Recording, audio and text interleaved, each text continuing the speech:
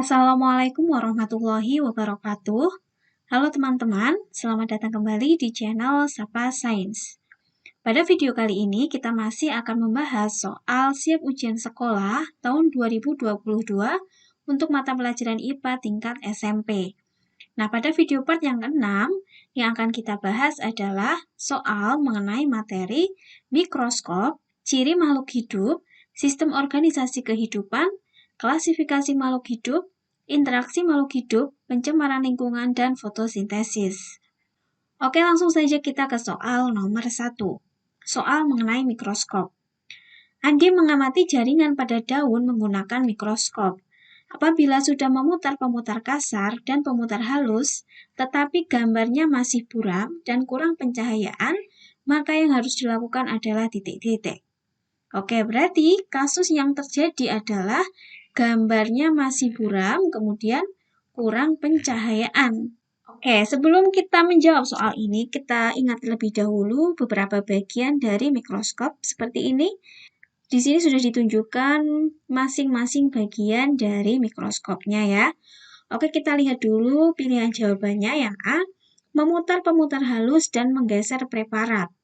Nah, pemutar halus itu letaknya di sini, fungsinya adalah untuk menaik turunkan tabung mikroskop ini. Kemudian menggeser preparat itu letaknya di sini ya, digeser ketika letaknya tidak tepat atau tidak lurus dengan lensa objektif. Berarti untuk pilihannya A ini salah ya, karena yang diperlukan adalah cahaya biar pengamatannya lebih jelas dan gambarnya tidak buram. Oke, selanjutnya yang B, memutar diafragma dan mengganti lensa okuler. Diafragma letaknya di sini, fungsinya adalah untuk mengatur banyak sedikitnya cahaya yang masuk. Sedangkan lensa okuler adalah lensa yang terletak di dekat mata. Nah, memutar diafragma ini masih memungkinkan untuk menambah cahaya yang masuk, tetapi mengganti lensa okuler ini tidak akan memberikan solusi pencahayaan yang lebih baik.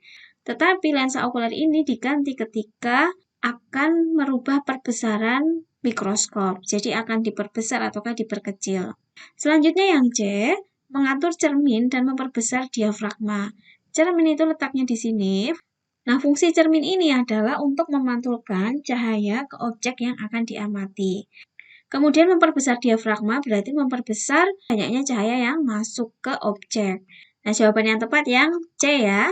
Kemudian yang D kita lihat dulu, mengganti lensa objektif dan lensa okuler. Lensa objektif dan okuler itu diganti untuk mengubah perbesaran dari mikroskop ya. Jadi kurang tepat yang D. Yang paling tepat yang C ya. Oke, lanjut ke soal nomor 2. Soal berkaitan dengan ciri makhluk hidup.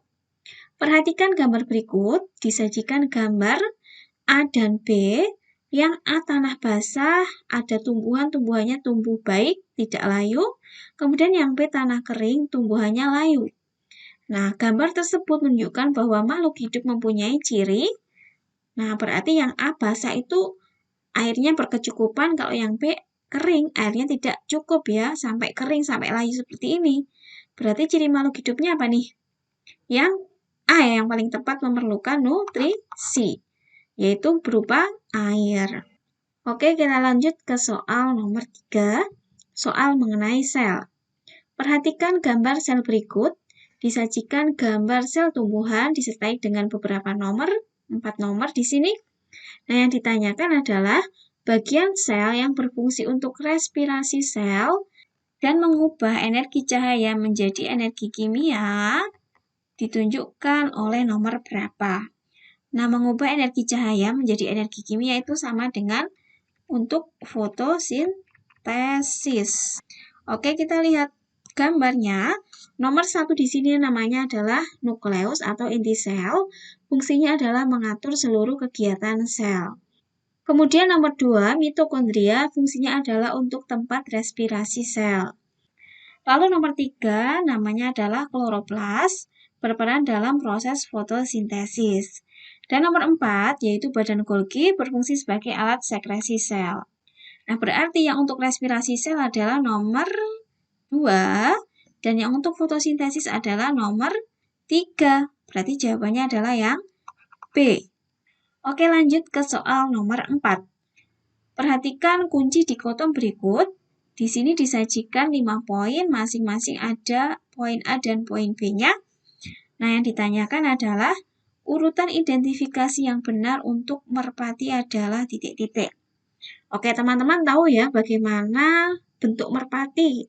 Nah, kalau ada yang belum tahu, teman-teman bisa lihat gambar merpati ini untuk memperjelas bagaimana ciri dari merpati. Oke, kita cek satu-satu. Untuk yang nomor 1, A tidak bertulang belakang atau A vertebrata, B bertulang belakang. Nah, burung merpati ini memiliki tulang belakang. Berarti nomor 1 adalah 1B. Oke, nomor 2, A penutup tubuh berupa sisik berlendir. Salah ya, atau Pisces. Pisces ini adalah ikan. B penutup tubuh bukan berupa sisik. Nah, ini benar ya, penutup tubuhnya itu berupa bulu, bukan sisik. Berarti 2B. Lalu nomor 3, yang A hidup di dua alam, yaitu air dan darat. Ini salah, burung itu tidak hidup di air. Yang B hidup di darat saja. Nah, ini benar ya, hidupnya di darat, tidak di air, di darat saja. Berarti 3B. Lalu nomor 4, berjalan dengan melata. Nah, ini salah ya, dia berjalannya ya biasa, nggak perlu melata gitu ya.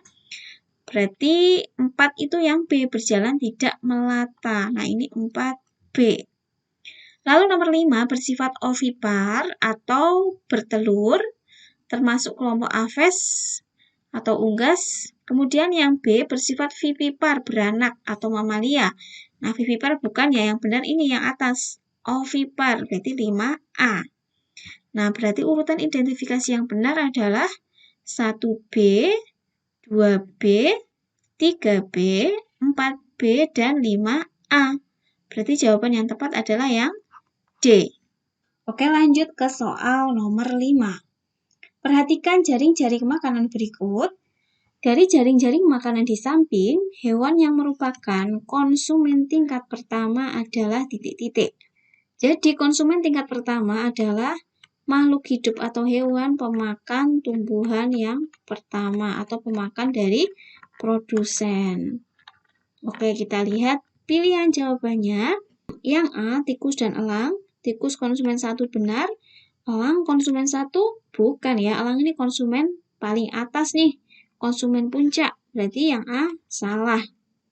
Kemudian yang B, kelinci dan tikus. Kelinci ini benar nih, langsung memakan tumbuhan, konsumen 1. Tikus juga langsung makan tumbuhan, konsumen 1 juga. Berarti jawaban yang tepat udah langsung ketemu nih. Jawabannya adalah yang B. Oke, lanjut ke soal nomor 6. Perhatikan jaring-jaring makanan berikut. Yang ditanyakan adalah, apa yang akan terjadi bila populasi ayam berkurang karena diburu? Oke, kita lihat gambar jaring-jaring makanannya. Ayam letaknya di sini.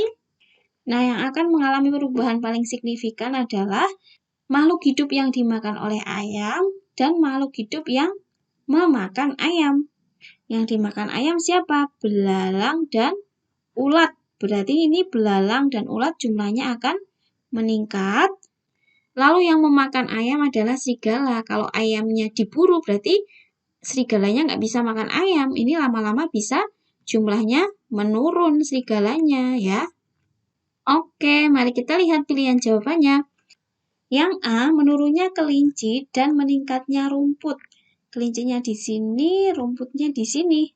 Nah, ini kurang tepat ya, jadi tidak terkena imbasnya secara langsung, ini salah. Kemudian yang B, menurunnya serigala. Serigala di sini benar, serigalanya menurun. Kemudian meningkatnya burung. Nah, ini belum tentu ya. Ini salah berarti. Yang C, menurunnya belalang dan meningkatnya serigala. Belalangnya itu meningkat karena ayamnya nggak ada, serigalanya yang menurun. Berarti ini salah ya yang C. Lalu yang D, menurunnya serigala, benar. Dan meningkatnya ulat. Nah, ini benar. Berarti jawaban yang tepat adalah yang D. Oke, lanjut ke soal nomor 7.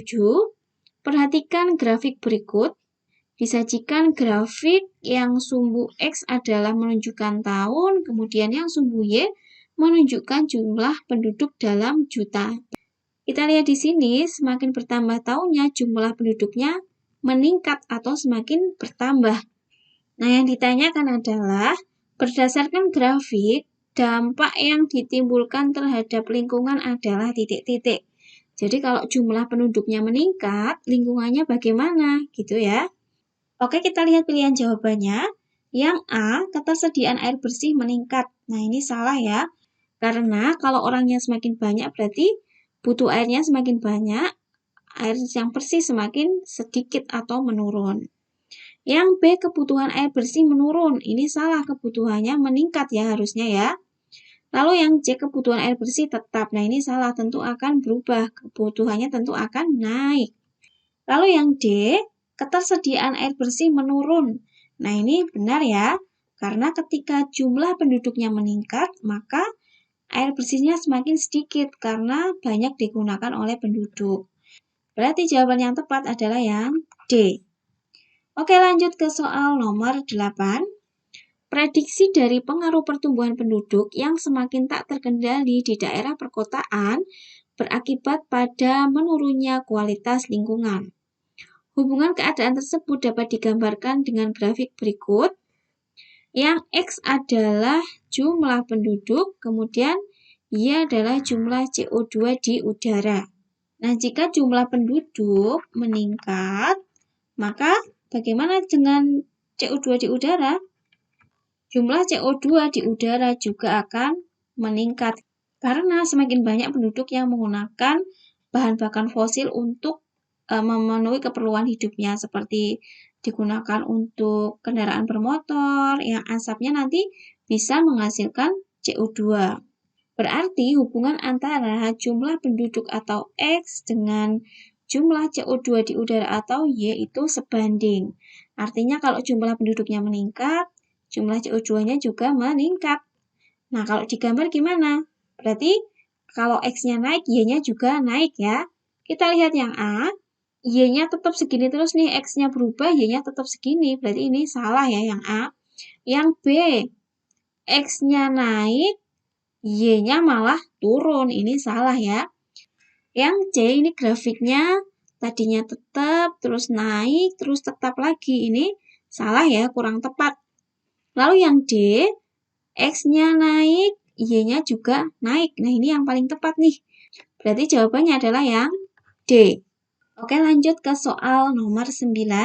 Soal mengenai fotosintesis. Perhatikan rancangan percobaan fotosintesis berikut. Disajikan dua gambar di sebelah kiri dan kanan. Ini adalah yang A, ini yang B. Pada akhir percobaan, gelembung udara yang dihasilkan pada perlakuan B lebih banyak daripada yang A. Yang ditanyakan adalah, berdasarkan hasil percobaan tersebut dapat disimpulkan bahwa faktor yang mempengaruhi fotosintesis adalah titik-titik. Nah, kita lihat di sini perbedaannya apa sih antara gambar A dan B? Dua-duanya sama, dikenai sinar matahari yang sama. Kemudian di sini ada tanaman hidrilla di dalam air. Ternyata ada gelembung udara di corongnya ini ya. Untuk yang B, airnya itu ditambah dengan NaHCO3 atau natrium bikarbonat, atau yang sering kita tahu itu namanya adalah soda kue ya, atau baking soda gitu. Nah, ternyata pada percobaan yang B atau perlakuan yang B, jumlah gelembung udaranya lebih banyak. Nah, gelembung udara itu menunjukkan apa sih? Gelembung udara menunjukkan hasil dari fotosintesis, yaitu O2 atau oksigen. Untuk yang B lebih banyak O2-nya, karena ada NaHCO3. Nah, NaHCO3 ini kalau di dalam air itu bisa terurai menjadi NaOH ditambah CO2. Nah, berarti dapat disimpulkan bahwa ketika ditambah NaHCO3 berarti CO2-nya juga semakin banyak.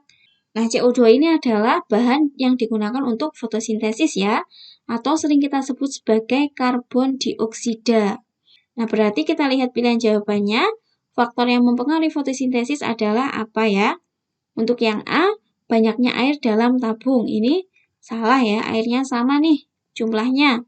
Kemudian yang B, intensitas cahaya yang digunakan. Ini cahayanya sama, berarti ini salah juga. Yang C, banyaknya karbon dioksida dalam air. Nah, ini jawaban yang benar ya, yang C. Karena tadi NaHCO3 terurai menjadi NaOH dan CO2, berarti CO2-nya lebih banyak untuk kondisi yang B. Lalu yang D, banyaknya daun hidrilla yang digunakan. Ini salah, karena daun hidrillanya yang digunakan sama di gambar ini. Oke teman-teman, terima kasih sudah menonton video ini. Sampai jumpa di video part selanjutnya ya. Wassalamualaikum warahmatullahi wabarakatuh.